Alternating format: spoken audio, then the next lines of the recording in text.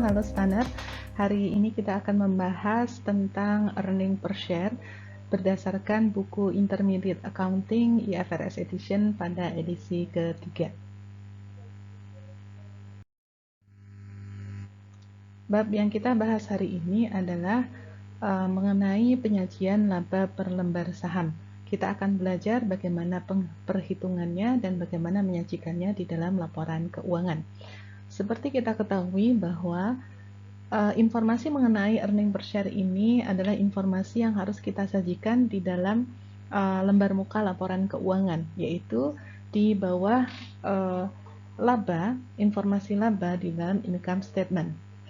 Kenapa informasi ini menjadi penting? Karena ini adalah indikator bisnis yang signifikan bagi perusahaan. Karena dengan mengandalkan informasi dari net income saja, pengguna laporan keuangan bisa saja misleading. Kenapa? Karena besarnya net income itu sangat tergantung pada besarnya aset yang digunakan oleh perusahaan itu dan juga besarnya ekuitas yang dimiliki oleh perusahaan tersebut.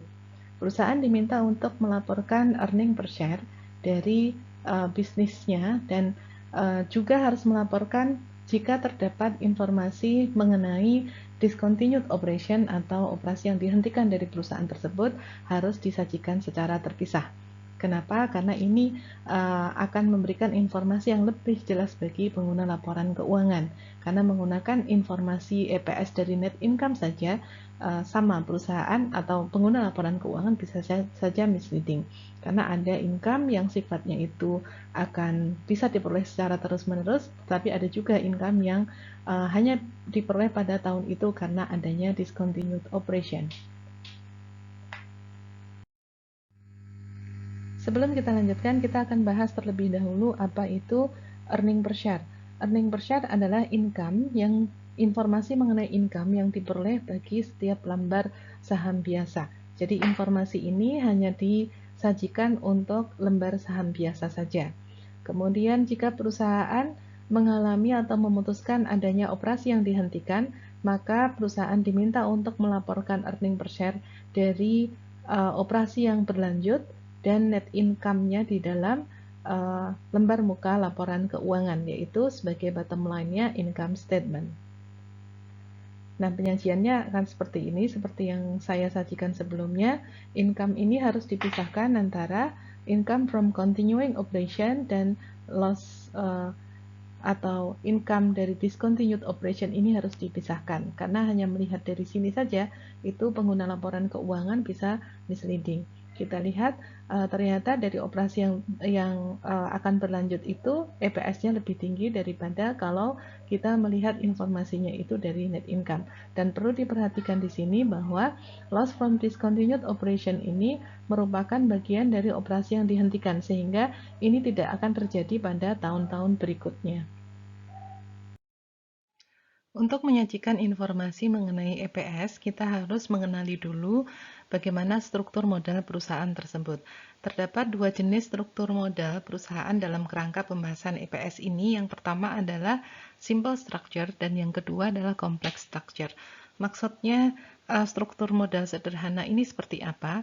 Jika perusahaan tersebut memiliki ekuitas itu yang hanya berasal dari ordinary share saja dan tidak ada instrumen lain yang berpotensi menambah jumlah ordinary share ketika dilakukan konversi atau dilakukan exercise.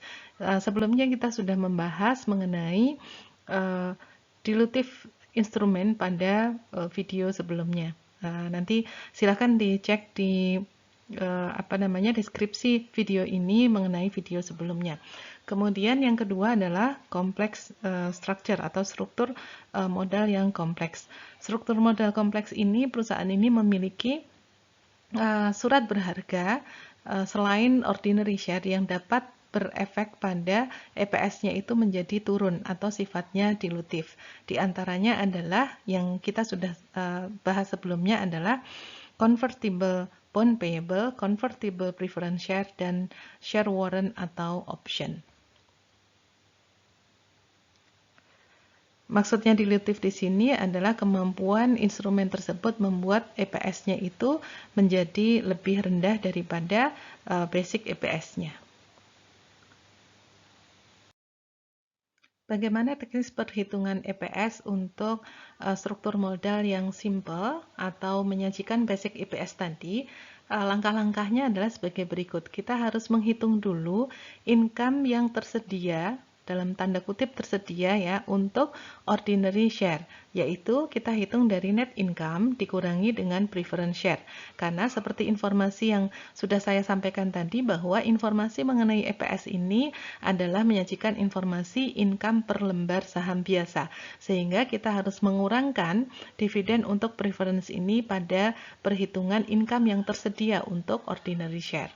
Kemudian yang kedua yang harus kita perhitungkan adalah berapa jumlah weighted average ordinary share yang beredar sepanjang tahun. Karena bisa jadi tidak semua saham biasa yang beredar pada akhir tahun itu full beredar selama setahun penuh. Sehingga untuk menyetarakan nilainya, kita harus menghitung dengan cara weighted average-kan atau merata-ratakan secara weighted average saham yang beredar pada sepanjang tahun tersebut. Baru kemudian kita bisa menghitung EPS dengan membagi income dengan income yang tersedia untuk ordinary share dibagi dengan weighted average ordinary share.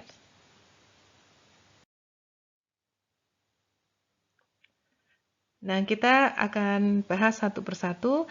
Pertama, kenapa kita mengurangkan preference share dividend tadi ya. Preference share dividend perlakuannya adalah dikurangkan dari net income untuk mendapatkan income yang tersedia untuk ordinary share. Karena seperti yang saya sampaikan tadi, bahwa kita sedang akan menyajikan informasi laba per lembar saham biasa, sehingga preference dividend ini harus kita kurangkan ya. Ketika preference dividend atau preference share-nya ini fiturnya adalah kumulatif, maka meskipun tidak ada pengumuman pembagian dividen untuk preference share, tetap kita kurangkan karena kita sekarang ini sedang menghitung berapa income yang tersedia untuk pemegang saham biasa, bukan untuk memperhitungkan apakah dilakukan pembayaran atau tidak. Jadi dibayar atau tidak dibayarkan itu tetap kita kurangkan. Bagaimana kalau misalnya preference dividennya itu tidak kumulatif? Ketika tidak kumulatif, maka yang relevan untuk kita kurangkan ini menjadi tidak ada. Karena ketika tidak ada pengumuman dividen, maka preference share holder itu tidak akan memperoleh dividen. Sehingga ini hanya jika sifatnya itu kumulatif, sedangkan yang tidak kumulatif itu tidak akan dikurangkan. Kemudian dibagi dengan weighted average ordinary shares outstanding. Kita lanjutkan bagaimana menghitung rata-rata tertimbang dari saham biasa yang beredar sepanjang tahun. Perusahaan harus menghitung rata-rata tertimbang karena seperti yang saya sebutkan tadi, bahwa saham perusahaan itu bisa saja dia beredar sepanjang tahun atau outstanding sepanjang tahun, tapi bisa juga sebagian itu tidak. Ya, ketika terjadi adanya share dividend atau share split, maka perusahaan itu harus melakukan restatement atas saham biasa yang beredar sepanjang tahun tersebut karena adanya dividen atau split. Contohnya misalnya pada bulan Maret perusahaan mengumumkan adanya share dividend 20%, maka saham perusahaan yang tadinya 100%, misalnya ada 10.000, maka pada bulan Maret itu bertambah dengan sendirinya tanpa penambahan aset. Sehingga pada bulan Maret itu akan ada penambahan 20% dari saham yang beredar. Jadi kalau tadi di awal itu beredar 10.000, maka pada bulan Maret, mulai bulan Maret itu akan beredar sebesar 120.000. Begitu juga dengan share split. Misalnya perusahaan melakukan split pada bulan Juli, misalnya 2 saham untuk 1 saham lembar saham biasa ya. Sehingga saham yang beredar itu menjadi 2 kalinya. Yang awal tahun itu beredar misalnya 10.000, ketika ada share split yang 10.000 ini secara otomatis berubah menjadi 20.000. Sejak kapan? Diasumsikan sejak awal tahun. Contoh misalnya Franks memiliki saham dengan kondisi seperti ini. Pada awal Januari ada 90.000 lembar saham biasa yang beredar, kemudian pada tanggal 1 April dia menerbitkan lagi 30.000 lembar saham untuk mendapatkan cash, kemudian tanggal 1 Juli perusahaan ini membeli dari pasar saham yang beredar sebanyak 39.000 dan tanggal 1 November kemudian dia mengeluarkan lagi atau menerbitkan lagi saham sebanyak 60.000 untuk mendapatkan cash. Nah, bagaimana kita menghitung weighted average-nya? Kita perhatikan di sini pada tanggal 1 Januari sampai dengan 1 April, jumlah saham yang beredar adalah 90.000 dan kondisi 90.000 ini terjadi selama 3 bulan dalam setahun, sehingga kita kalikan 3/12. Rata-rata tertimbangnya adalah 22.500. Kemudian pada tanggal 1 April, karena dia menerbitkan lagi 30.000 lembar saham biasa untuk mendapatkan kas, maka perusahaan ini sekarang memiliki lembar saham sebanyak 120.000. Tetapi sebanyak 120.000 ini hanya beredar selama atau jumlah tersebut beredar selama 3 bulan juga, dari 1 April sampai dengan 1 Juli. Kenapa? Karena pada 1 Juli sudah ada perubahan lagi karena perusahaan itu melakukan pembelian kembali saham yang beredar. Sehingga kita kalikan ini 3/12 sama dengan 30.000 untuk rata-rata tertimbangnya. Kemudian karena 1 Juli dia membeli sahamnya sendiri sebanyak 39.000, maka pada tanggal 1 Juli sampai dengan perubahan berikutnya terjadi di 1 November, yaitu selama 4 bulan, saham yang beredar di perusahaan tersebut adalah 81.000. Ya, saham perusahaan tersebut yang beredar di pasar adalah 81.000, sehingga kita kalikan fraksinya adalah 4/12. Sedangkan mulai tanggal 1 November karena dia menerbitkan kembali sebanyak 60.000, maka saham yang beredar pada 2 bulan ini adalah 141.000 dikalikan 2/12. Sehingga dari jumlah saham lembar saham biasa yang beredar pada akhir tahun sebesar 141.000, kita bisa hitung rata-rata tertimbangnya adalah 103.000. Jadi 141.000 di akhir ini setara dengan 103.000 beredar sepanjang tahun. Kemudian kita lanjutkan, misalnya ada satu perusahaan yang lain,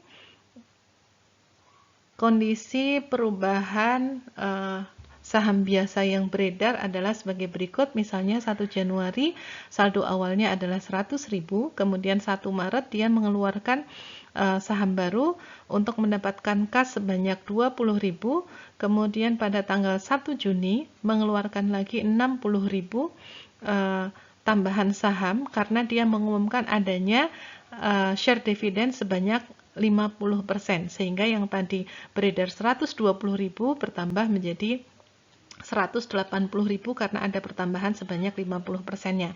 Kemudian pada tanggal 1 November terjadi lagi penerbitan saham untuk mendapatkan cash sebanyak 30.000, sehingga pada akhir tahun jumlah saham yang beredar adalah 210.000.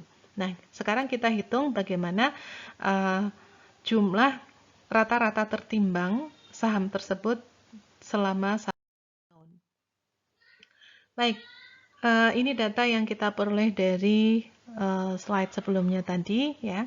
Kita hitung per 1 Januari sampai dengan 1 Maret, jumlah saham yang beredar adalah 100.000 untuk 2 bulan. Ya.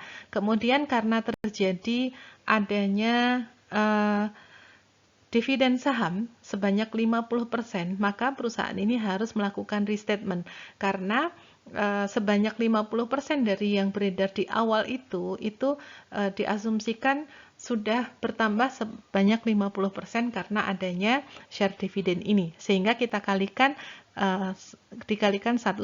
Jadi 100.000 yang beredar di awal ini sama dengan 150.000 beredar dari awal karena adanya share dividend. Kemudian fractionnya untuk jumlah yang beredar 100.000 ini itu adalah selama 2 bulan dalam setahun itu, sehingga kita peroleh weighted average-nya adalah 25.000. Kemudian pada tanggal 1 Maret ada tambahan lagi sebanyak 20.000, maka yang beredar adalah 120.000 selama 3 bulan. Namun karena di bulan Juni ada share dividend sebanyak 50%, maka kita lakukan restatement sebanyak 1,5-nya. Kita peroleh nilainya adalah 45.000. Kemudian pada tanggal 1 Juni adanya penambahan saham akibat dividen saham ini menjadikan saham yang beredar adalah 180.000 selama 5 bulan dari 1 Juni sampai dengan 1 November. Ketika 1 November ada tambahan saham lagi 180.000 ditambah dengan 30.000, maka yang beredar adalah 210.000, tetapi jumlah 210.000 ini hanya terjadi 2 bulan dalam setahun. Kita kalikan 2/12, kita peroleh nilainya sekian. Sehingga kita bisa mendapatkan bahwa dari jumlah saham yang beredar sebanyak 210.000 di akhir tahun itu setara dengan 180.000 diasumsikan beredar sepanjang tahun. Jadi menghitung weighted average ini adalah untuk menyetarakan nilainya, karena tentu saja modal yang diterbitkan atau sudah outstanding, sudah beredar dari awal dengan baru diterbitkan pada tanggal 1 November itu kontribusinya terhadap income itu berbeda, sehingga kita harus setarakan semuanya dalam kerangka waktunya itu 1 tahun. Baik, ini ada contoh komprehensif pada Dias. Dia memiliki atau melaporkan continuing operation-nya adalah 580.000, kemudian ada keuntungan dari operasi yang dihentikan, sudah dihitung atau sudah net of tax sebesar 240.000, kemudian perusahaan ini juga mengumumkan adanya dividen sejumlah $1 per lembar atas 100.000 lembar saham preference yang beredar pada tahun tersebut. Kemudian perubahan lembar saham biasa yang beredar sepanjang tahun adalah informasinya sebagai berikut. Di awal terdapat saldo jumlah lembar saham yang beredar sebanyak 180.000. Kemudian pada tanggal 1 Mei dia membeli dari pasar modal sahamnya sendiri. Ini menjadi treasury shares sebanyak 30.000, sehingga pada 1 Mei ini jumlah saham yang beredar menjadi 150.000. Kemudian ada share split yang terjadi pada 1 Juli. Pada 1 Juli sehingga yang tadinya 150.000, maka karena di split menjadi 3, jumlahnya itu menjadi 450.000. Jadi tambahannya ada 300.000. Kemudian pada tanggal 31 Desember dia menerbitkan lagi 50 lembar saham biasa untuk mendapatkan cash. Sehingga di akhir tahun jumlah saham yang beredar adalah 500.000. Mari kita hitung weighted average share outstanding-nya. Nah, ketika kita menghitung, ini kita lihat jumlah yang beredar pada 1 Januari sampai dengan 1 Mei itu adalah 180.000, karena di sini ada share split 3 untuk 1, maka kita kalikan 3 restatement-nya. Kemudian sejumlah ini beredar berapa lama? Dari 1 Januari sampai 4 Mei, berarti 4 bulan dalam setahun tersebut. Sehingga kita beroleh weighted share-nya adalah 180.000. Kemudian pada tanggal 1 Mei dia melakukan buyback sebanyak 30.000 lembar, sehingga yang tadinya beredar 180.000 sekarang hanya beredar 150.000. Ini sama karena 1 Juli melakukan split, maka kita kalikan 3 dan dia beredar sejumlah 150.000 itu selama Mei dan Juni. Jadi untuk 2 bulan. Kemudian dari 1 Juli sampai dengan 31 Desember, jumlah saham biasa yang beredar adalah 450.000 karena tadi melakukan split. Ini sudah tidak dilakukan restatement lagi karena jumlah 150.000 ini secara otomatis menjadi 450.000 lembar ketika dilakukan stock split atau share split selama 6 bulan. Maka kita peroleh nilainya sekian. Penerbitan tanggal 31 Desember kita tidak hitung karena kita menghitung weighted average share outstanding ini per 31 Desember sehingga yang baru diterbitkan tahun itu nilainya sama dengan 0. Nah, kemudian bagaimana dia menghitung EPS-nya? Kita perhatikan tadi dia memiliki net income sebesar 580.000 ya, 580.000. Kemudian dia memiliki jumlah lembar saham preference tadi kalau nggak salah 100.000 dan dia mengumumkan adanya dividennya itu 1 per lembar saham preference, sehingga kita kurangkan 100.000 untuk memperoleh income yang tersedia untuk ordinary shareholder.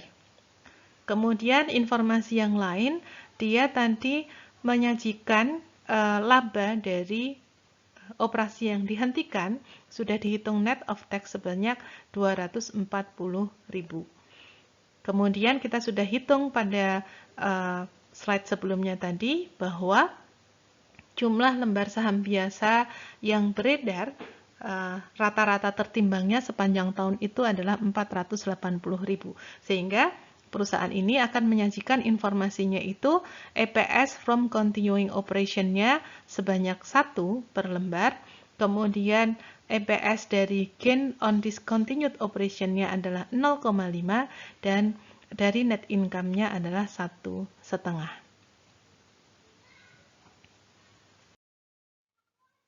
Nah, ini yang disajikan oleh Dias pada laporan keuangannya.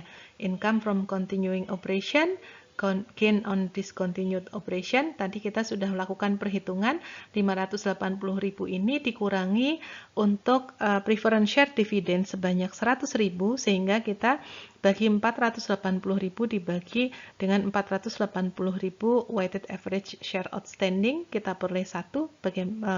Demikian penyajiannya. Dia sajikan juga discontinued operation-nya menghasilkan EPS tambahan, EPS itu 0,5 sehingga dari net income EPS-nya adalah 1,5.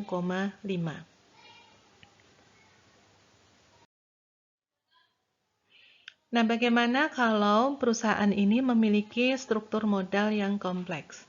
Struktur modal yang kompleks itu terjadi jika perusahaan ini memiliki surat berharga yang fiturnya adalah convertible yang bisa dikonversi menjadi ordinary shares atau memiliki option, warrant atau hak-hak lain yang dapat menyebabkan ordinary shares itu jumlahnya bertambah.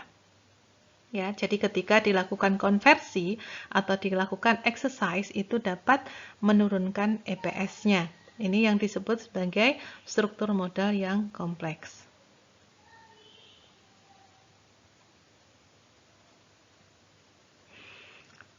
Ketika perusahaan memiliki struktur modal yang kompleks, maka perusahaan harus menyajikan basic EPS dan diluted EPS. Nah, ketika kita menghitung diluted EPS, sebenarnya kita sedang memasukkan efek dari potensi dilusi dari instrumen yang dimiliki oleh perusahaan tersebut. Tadi kita sudah sebutkan ada 3 ya, mungkin convertible bond, mungkin convertible preference share, atau share option warrant yang bisa menyebabkan saham biasa yang beredar itu akan bertambah ketika dilakukan exercise. Jadi, ketika menyajikan diluted EPS, kita perhitungkan basic EPS-nya terlebih dahulu, kemudian kita perhitungkan efek dari convertible dan efek dari option warrant atau surat berharga yang sifatnya dilutif yang lain. Nah, perusahaan bisa saja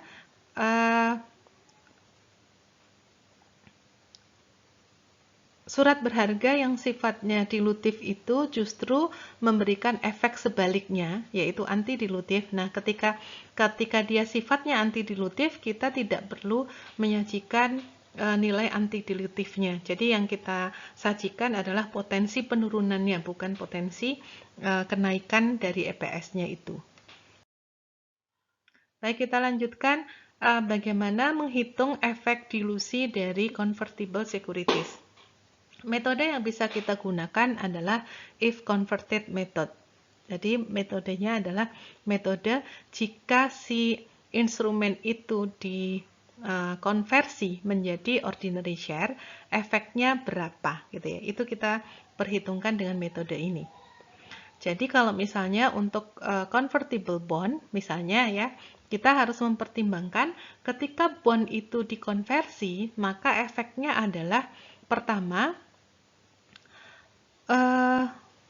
nanti kita bahas perusahaan itu tidak akan membayar interest lagi gitu ya, sehingga efeknya nanti mungkin akan ke income dan juga ke jumlah lembar saham biasa yang beredar. Nah, asumsi yang digunakan dalam if converted method ini adalah konversi itu dilakukan pada awal tahun ya, atau ketika diterbitkannya saham tersebut. Jika penerbitannya itu dilakukan bukan pada awal tahun atau dia beredarnya atau outstandingnya itu bukan mulai dari awal tahun. Dan akan menghilangkan tadi pembayaran bunga yang kita perhitungkan itu sudah net of tax ya. Karena ketika dikonversi, ini bentuknya bukan lagi menjadi bond, tetapi sudah menjadi ordinary share. Artinya, interest tidak perlu dibayar oleh perusahaan. Efeknya apa? Net income yang tersedia untuk ordinary share itu akan meningkat. Baik, sebagai contoh, Mayfield menyajikan net income sebanyak 210.000 dan ini sudah diperhitungkan weighted average atau rata-rata tertimbang dari saham biasa yang beredar adalah 100.000. Ya, maka kita bisa perhitungkan basic EPS-nya adalah 210.000 dibagi 100.000. Jadi dalam hal ini basic EPS-nya adalah 2,1 ya. Kemudian perusahaan ini memiliki dua convertible bond ya, convertible bond yang beredar. Yang pertama adalah dengan tingkat bunga 6%, dijualnya itu pada nilai parnya, totalnya adalah 1 juta yang dijual pada tahun sebelumnya, yang bisa dikonversi menjadi 200.000 lembar saham biasa. Jadi bond payable yang pertama adalah bond payable 6% sebanyak berapa lembar ini? 1000 lembar ya, 1000 lembar. Ini bisa ditukarkan dengan 20.000 lembar saham biasa. Kemudian interest atas bond ini adalah 62.000.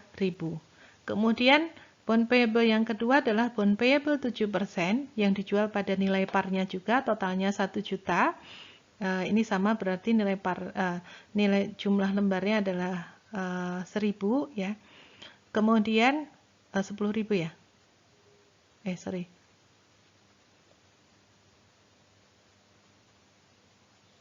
Tidak diketahui berapa nilai parnya.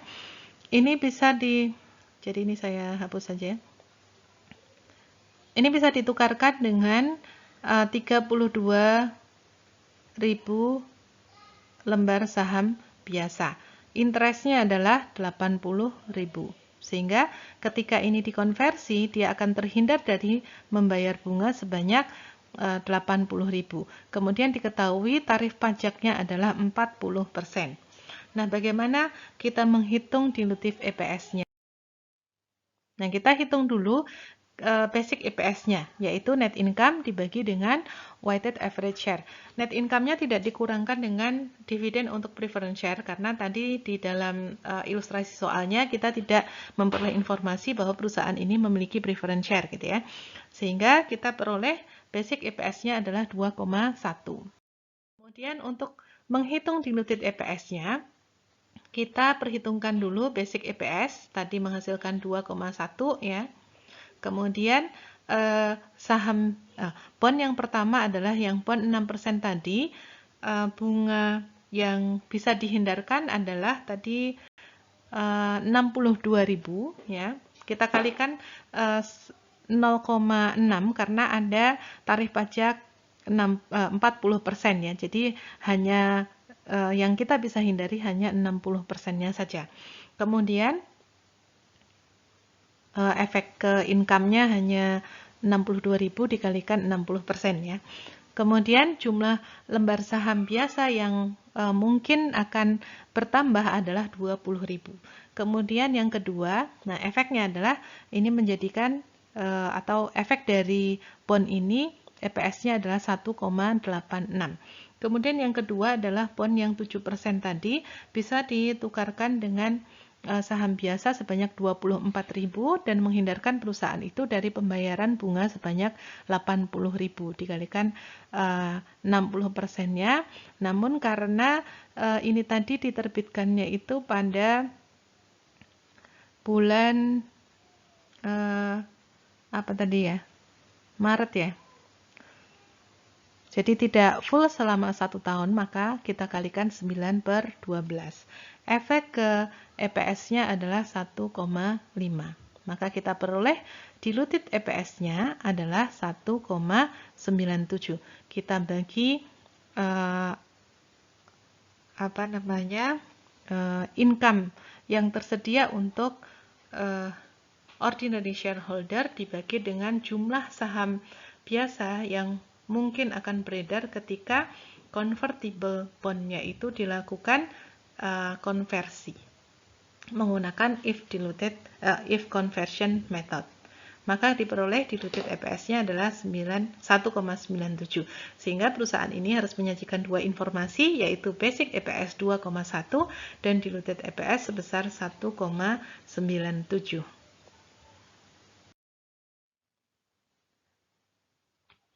Baik, lanjut kita bahas mengenai if converted method itu. Faktor lain yang kita harus pertimbangkan adalah untuk conversion rate-nya itu mungkin berubah ya dari dalam satu periode. Nah, ketika conversion rate-nya itu berubah, misalnya tadi dari 1 juta bond payable bisa diubah menjadi 20.000 lembar saham biasa. Jadi kalau misalnya dia itu berubah-ubah, maka kita harus menggunakan angka yang paling dilutif ya, angka yang paling dilutif dari berbagai macam conversion rate tersebut. Nah, untuk convertible preference share, perusahaan tidak perlu mengurangkan preference dividend. Kalau tadi untuk bond tadi kita kurangkan interest-nya, untuk preference share itu kita tidak perlu mengurangkan preference dividend dari net income. Kenapa? Karena ketika preference share-nya itu dilakukan konversi, kita tidak perlu mengalokasikan dana atau kita tidak perlu mengeluarkan bagian laba untuk preference share lagi, karena preference share-nya sudah tidak lagi beredar ketika sudah dikonversi. Lanjut ilustrasinya, misalnya pada tanggal 1 Januari 2019, Lun menerbitkan convertible preference share sebanyak nilainya adalah 1 juta.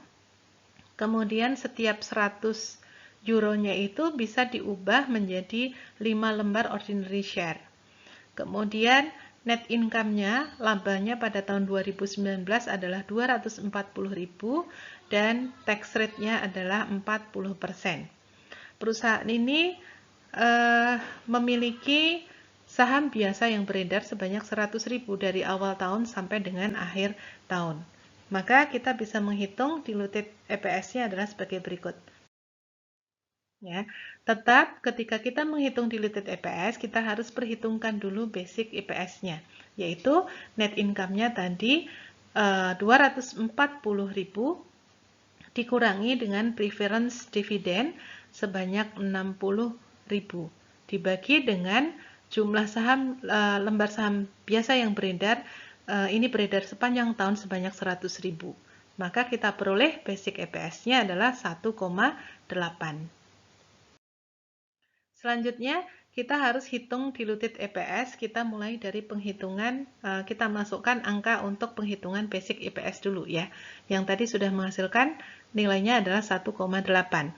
Maka, preference share tadi, setiap 100 preference share itu bisa diubah menjadi sekian lembar tadi, kita akan tambahkan di sini jumlah lembar saham biasa yang bisa beredar karena konversi dari preference share itu adalah 50.000. Karena tadi perusahaan ini memiliki bondnya itu 1 juta, setiap 100-nya itu bisa ditukar dengan 5 lembar saham biasa. Maka tambahan lembar saham biasa yang beredar adalah 50.000 dan terhindar dari pembayaran dividen sebanyak 60.000. Jadi yang 60.000 kita tambahkan kembali sehingga kita peroleh 240.000 dibagi 150.000. Jadi diluted EPS-nya adalah 1,6. Ya.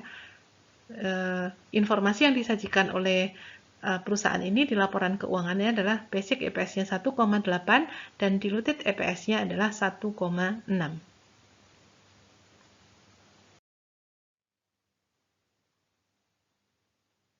Nah, bagaimana kalau misalnya kita ubah ilustrasinya, tadi setiap 100 euro bond bisa ditukar menjadi 5 lembar saham biasa. Sekarang kita ubah bagaimana kalau dia bisa diubahnya itu atau tingkat konversinya itu 3 per lembar atau 3 lembar. 100 bond payable bisa ditukar dengan 3 lembar. Maka jumlah saham biasa sebagai tambahan konversi dari preference share tadi gitu ya, itu adalah 30.000. Maka kita lihat di sini efeknya adalah 60 per 30 itu menjadi efek ke EPS-nya 2. Ini sifatnya anti dilutif karena justru menaikkan bukan menurunkan basic EPS. Maka kita akan peroleh di sini 240.000 dibagi ini karena 130.000 nanti nilainya akan lebih besar dari 1,8. Ketika anti dilutif, kita tidak masukkan ini dalam perhitungan.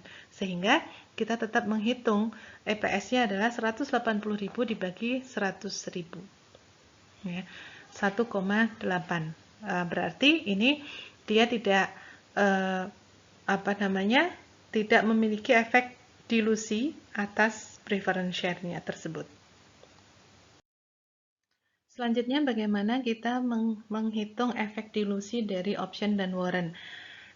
Seperti yang kita sudah ketahui bersama, option dan warrant ini adalah instrumen derivatif dari saham yang memberikan hak kepada pemegangnya untuk membeli saham perusahaan pada harga tertentu di waktu tertentu. Sehingga ketika option dan warrant ini dilakukan exercise atau digunakan untuk membeli saham, maka dia berefek pada adanya tambahan lembar saham biasa yang beredar. Nah, mengukur dari efek dilusi dari option dan warrant ini kita bisa gunakan metodenya adalah metode treasury shares. Asumsi yang digunakan di dalam metode ini adalah exercise dari option dan warrant itu dilakukan pada awal tahun dan yang kedua, proceed yang diperoleh perusahaan dari penerbitan option dan warrant ini akan digunakan untuk membeli saham perusahaan tersebut dengan harga pasarnya. Sebagai ilustrasi, Qubits memiliki net income pada tahun, misalnya ini tahun 2019 gitu ya, sebanyak 220.000. Kemudian jumlah lembar saham biasa yang beredar adalah 100.000. Sehingga dia akan menyajikan basic EPS-nya adalah 2,2. Kemudian Average number of shares related to option. Jadi dia memiliki option yang ketika dikonversi itu akan menambah jumlah lembar saham biasanya bertambah sebanyak 5.000 lembar saham biasa.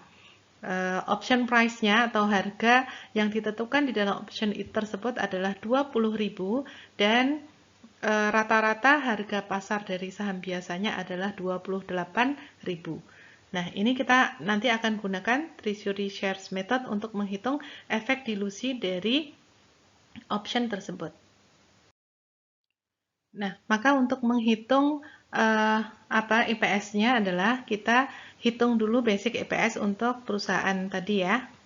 Basic EPS-nya ini yaitu net income-nya adalah 220.000 dibagi dengan jumlah lembar saham biasa yang beredar adalah 100.000. Maka kita peroleh basic EPS-nya adalah 2,2.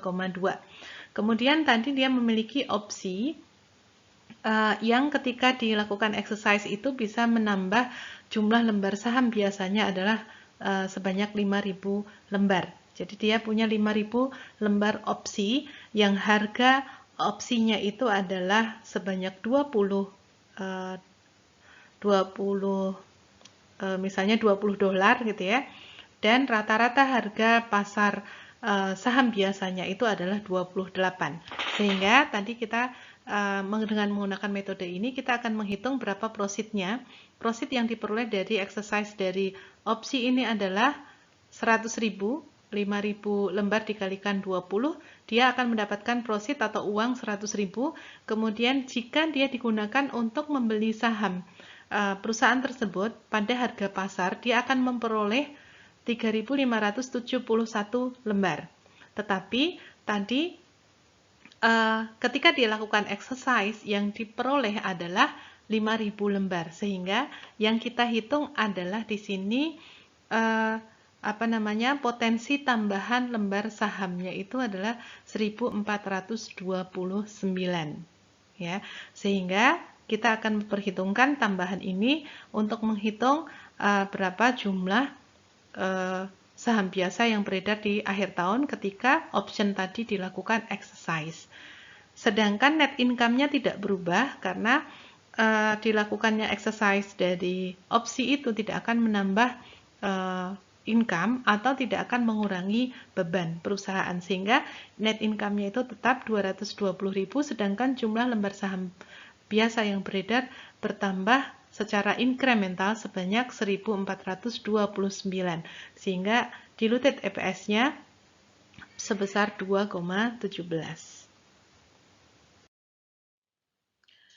Bagaimana perlakuannya jika perusahaan itu memiliki perjanjian untuk penerbitan saham yang sifatnya itu kontingen? Penerbitan saham yang sifatnya kontingen ini didefinisikan sebagai lembar saham biasa yang diterbitkan untuk pembayaran cash yang sedikit atau malah tidak ada pembayaran cash karena satu pihak yang lain itu memenuhi ketentuan di dalam perjanjian. Contohnya misalnya Watt Corporation membeli Cardosa di 2018 dan setuju untuk memberikan Cardosa itu tambahan 20.000 lembar saham di 2021 jika net income-nya Cardosa pada tahun 2020 adalah sebanyak 90.000. Misalnya posisinya sekarang adalah 2019. Misalnya pada tahun 2019 net income-nya Cardosa itu 100.000, sehingga Cardosa itu memiliki hak untuk mendapatkan tambahan lembar saham biasa sebanyak 20.000. Maka ketika menghitung EPS-nya, si Watt ini harus menambahkan 20.000 di dalam perhitungan share outstanding-nya. Sedangkan misalnya di tahun 2020 Cardosa itu net income-nya hanya 80.000, berarti tidak memenuhi syarat, berarti si perusahaan Watt tadi yang berjanji memberikan tambahan saham tadi tidak perlu menambahkan 20.000 itu ke dalam jumlah lembar saham biasa yang beredar karena sifatnya kontingen. Ketentuannya itu adalah dia harus memasukkan tambahan lembar saham biasa yang menyebabkan atau berefek pada diluted EPS tadi jika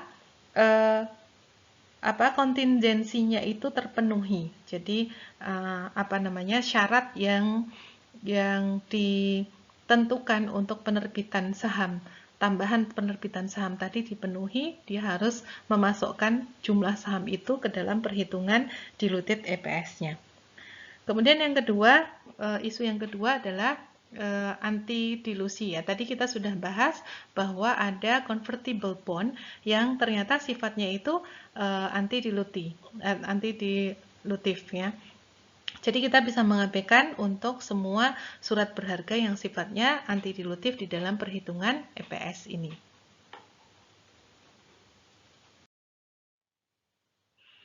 Nah, untuk penyajian dan pengungkapannya, perusahaan itu harus menyajikan jumlah per lembar dari EPS-nya itu berdasarkan informasi income from continuing operation, kemudian discontinued operation, dan net income, seperti yang diilustrasikan di awal video ini. Kemudian untuk discontinued operation itu juga harus dilaporkan atau disajikan di dalam lembar muka laporan keuangan atau di dalam notes laporan keuangan atau di dalam catatan atas laporan keuangan. Ini penyajiannya seperti ini. Contohnya adalah basic dan diluted EPS disajikan. Kemudian ketika ada discontinued operation, maka harus dipisahkan antara continuing operation dan discontinued operation. Begitu juga dengan EPS yang diluted harus disajikan untuk continuing operation dan discontinued operation. Nah, kesimpulannya, ringkasannya adalah ketika perusahaan itu memiliki simple capital structure, maka yang dilaporkan atau yang disajikan hanya basic EPS saja. Namun, kalau perusahaan itu memiliki complex capital structure, maka yang disajikan adalah dua, yaitu basic EPS dan diluted EPS. Diluted EPS ini memasukkan semua potensi dilutif dari semua surat berharga yang dimiliki perusahaan tersebut. Yang pertama adalah convertible securities, bisa tadi convertible bond dan convertible preference share, kemudian option dan warrant ya. Selalu masuk karena ini selalu sifatnya itu dilutif. Kenapa? Karena seperti option itu tidak ada tambahan pada net income, tetapi pasti menambah jumlah lembar saham biasa yang beredar. Begitu juga dengan warrant. Kemudian bisa juga tadi yang sifatnya contingent tadi, dia sifatnya selalu dilutif, tetapi ini tergantung apakah syarat kontingensinya itu terpenuhi atau tidak. Sehingga kita dapatkan formula seperti ini. Untuk materi mengenai EPS ini, teman-teman mahasiswa harus banyak latihan ya, karena ini sebenarnya kebanyakan adalah teknis penghitungan saja. Teorinya tidak banyak, tetapi teknis perhitungannya cukup banyak. Nanti akan saya ilustrasikan bagaimana penghitungan EPS jika dia struktur modalnya itu sangat kompleks. Ya, memiliki ordinary share, punya preference share juga, kemudian memiliki beberapa instrumen yang diestimasikan efeknya itu akan dilutif. Nah, saya selanjutnya akan membahas tadi ilustrasi ini ya. Jadi misalnya ada satu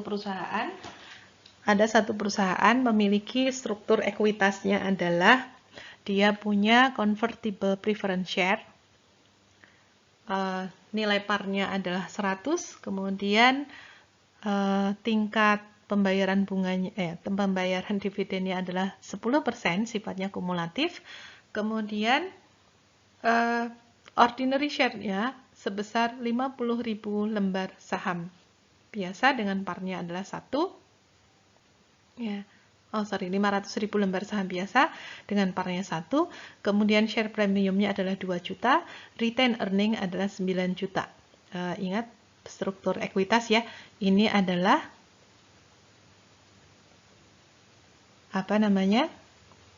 contributed capital,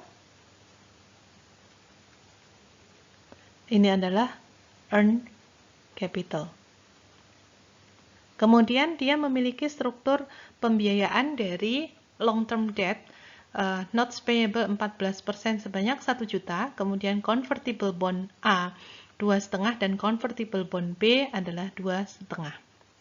Jadi total utangnya adalah 6 juta. Selanjutnya, dari catatan atas laporan keuangan, kita mendapatkan informasi bahwa dia memberikan opsi kepada para pegawainya yang diberikan per Juli 2017 yang bisa digunakan untuk membeli 50.000 lembar saham biasa pada harga 20. Dan pada tahun 2020 ini rata-rata harga sahamnya adalah 30 per lembar. Ya. Dan seluruh opsi itu masih outstanding pada akhir 2019. Kemudian kedua convertible bond tadi diterbitkannya di 2018. Setiap bondnya itu bisa ditukar menjadi 40.000 lembar saham biasa. Nilai bondnya adalah 1.000 tadi per lembarnya. Kemudian untuk di tahun 2019 itu interest expense untuk bond yang A adalah 200.000 dan interest expense untuk bond yang B adalah 250.000 dan tingkat tarif pajaknya adalah 40%. Kemudian convertible preference share tadi dividennya adalah sifatnya kumulatif dengan tingkat pembayaran dividen 10% dan dapat dikonversi menjadi 4 lembar saham biasa. Kemudian sebanyak 500.000 lembar saham beredar pada akhir tahun, tadi sudah kita ketahui dari lembar muka laporan keuangannya ya. Kemudian preference dividend tidak diumumkan di 2019. Kemudian net income pada tahun tersebut adalah 1.750.000 dan tidak ada bond atau preference share yang dikonversi selama 2019. Jadi semuanya masih outstanding pada akhir 2019. Nah, kita mulai hitung EPS-nya ya. Pertama kita harus menghitung dulu basic EPS-nya, ya, basic EPS-nya, yaitu net income. Kemudian karena tadi preference share-nya tadi sifatnya itu kumulatif, maka kita kurangi dulu preference share dividen sebanyak 250.000. 10% dikalikan 2,5 ya. Kemudian kita peroleh income yang tersedia untuk ordinary shareholder adalah sebanyak 1.500.000 dan jumlah lembar saham biasa yang beredar adalah 500.000 sehingga kita peroleh basic EPS-nya adalah 3. Selanjutnya, karena perusahaan ini memiliki banyak instrumen yang sifatnya dilutif, maka ada langkah-langkah yang harus kita perhatikan. Yang pertama adalah kita tentukan efek dilusi dari setiap instrumennya tadi. Kemudian yang kedua, kita urutkan dari langkah pertama itu dari yang paling kecil EPS-nya ke yang paling besar. Kemudian yang ketiga, kita mulai dari basic EPS, kemudian kita sesuaikan secara incremental dari ranking yang kita buat pada langkah nomor 2. Jadi kita nanti akan hitung satu persatu mulai dari yang rankingnya itu dari ranking 1 ke yang terakhir. Kita akan berhenti melakukan penghitungan ketika dia sudah menghasilkan EPS yang paling kecil. Sehingga sesudah itu mungkin efeknya akan anti-dilutif. Nah, langkah yang pertama adalah kita menghitung efek dilusi dari setiap instrumennya. Yang pertama adalah option. Option tadi yang beredar adalah sebanyak 50.000 lembar, kemudian option price-nya adalah 20. Sehingga perusahaan itu bisa memperoleh proceed atau kas yang diperoleh dari option-nya tadi ketika dilakukan exercise adalah 1 juta. Ya. Kemudian rata-rata harga saham biasa adalah 30 sehingga efeknya ketika kita menggunakan treasury shares method maka ini akan menghasilkan lembar saham biasanya adalah 33.333 lembar. Sedangkan tadi optionnya adalah menghasilkan realnya adalah 50.000. Jadi efek incrementalnya adalah 16.667. Karena di sini numerator efeknya itu nggak ada, kemudian di denominatornya atau di penyebutnya itu bertambah, maka efeknya adalah 0. Ya. Jadi ini paling kecil ya, EPS-nya. Kemudian yang kedua, bond yang A. Bond yang A tadi interestnya adalah 200.000, tetapi ada bunga sebanyak 40%, sehingga net efek ke income-nya adalah bertambah sebanyak 120.000. Kemudian jumlah lembar saham biasa yang dapat beredar ketika saham atau ketika bond itu dikonversi adalah 100.000 lembar, sehingga efeknya adalah 1,2. 120 dibagi 100.000 lembar. Kemudian kita lihat bond yang B. Bond yang B, tadi interestnya adalah 250.000, dengan net of tax-nya adalah 150.000, kemudian bisa ditukarkan setiap lembarnya tadi menjadi 40 lembar, sehingga kita akan memperoleh tambahan saham biasa sebanyak 100.000 lembar. Maka efeknya adalah EPS, efek dilusinya adalah 1,5. Ya. Kemudian yang ketiga untuk preference share-nya. Preference share tadi ketika dikonversi menjadi ordinary share, perusahaan itu akan terhindar dari pembayaran dividen sebanyak 250.000. Karena tidak ada pajak, maka efek ke numeratornya adalah 250.000. Kemudian berapa efek penambahan saham biasanya?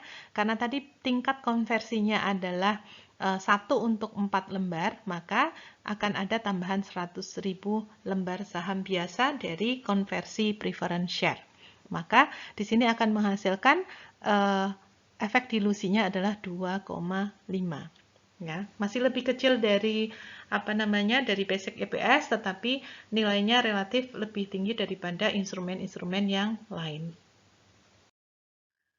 Nah, langkah yang kedua, tadi langkah pertama adalah kita sudah hitung efek dilusinya, kemudian langkah kedua adalah kita urutkan.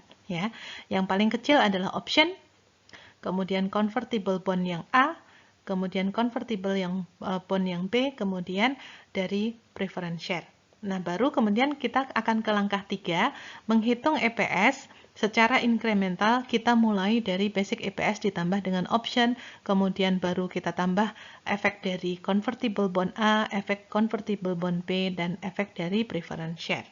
Kita akan berhenti melakukan perhitungan ketika sudah menghasilkan nilai EPS yang paling rendah, karena sesudahnya itu pasti efeknya akan anti-dilutif. Baik, kita akan perhitungkan efek dilusinya tadi secara incremental. Kita gunakan informasi di awal, yaitu tadi ada untuk basic EPS-nya, income yang tersedia untuk ordinary shareholder adalah 1,5 juta, kemudian saham yang beredar adalah 500.000. Ya. Kemudian efek dari nominatornya tadi tidak ada, karena option ini tidak akan menghasilkan tambahan net income. Yang efeknya adalah ke denominatornya bertambah menjadi 16.667, sehingga totalnya adalah 516.667, maka akan menghasilkan EPS-nya adalah 2,9, sehingga bisa dikatakan bahwa option ini sifatnya dilutif. Kemudian lanjut ke instrumen convertible bond yang A. Convertible bond A tadi bisa menghindarkan perusahaan dari membayar bunga net of tax sebesar 120.000, sehingga numeratornya akan menjadi 1.620.000. Kemudian denominator dari langkah sebelumnya adalah 516.667 ditambah dengan jumlah saham yang bertambah akibat dari konversi bond yang A ini adalah 100.000, maka kita peroleh nilainya adalah 616.667. 1.620 dibagi ini kita peroleh 2,63. Ini juga lebih rendah daripada perhitungan sebelumnya, maka sifatnya dilutif untuk yang bond A. Bagaimana bond yang B? Bond yang B tadi menghindarkan perusahaan dari pembayaran bunga net of tax sebesar 150.000, kemudian menambah ordinary share yang beredar adalah 100.000, maka kita peroleh nilainya sekarang adalah 1.770 dibagi 716.667. Ini juga lebih rendah daripada perhitungan sebelumnya, sehingga dikatakan ini dilutif. Kemudian bagaimana efeknya diluted? Efeknya converted. Instrumen terakhir adalah convertible preference share, yang kita perlu lihat efek dilusinya adalah yang pertama, ketika preference share ini dikonversi, maka perusahaan itu terhindar dari membayar dividen sebanyak 250.000, sehingga income yang tersedia untuk ordinary shareholder bertambah 250.000 menjadi 2.020.000. Kemudian denominatornya juga akan ada pertambahan sebanyak 100.000 lembar, sehingga jumlahnya menjadi 816.667. Sehingga diperoleh EPS-nya ketika kita memasukkan convertible preference share ini menjadi 2,47. Ini nilainya sama dengan perhitungan sebelumnya, sehingga untuk yang convertible preference share itu disimbolkan sifatnya anti-dilutif. Nah, Webster ketika selesai melakukan 3 langkah tadi, yaitu pertama adalah menghitung efek dilusi dari setiap instrumen, kemudian yang kedua adalah melakukan perankingan, kemudian yang ketiga menghitung dilutif EPS-nya itu secara bertahap dengan memasukkan efek incremental dari setiap instrumennya tadi, maka dia menyajikan basic EPS-nya adalah 3 dan diluted EPS-nya adalah 2,47.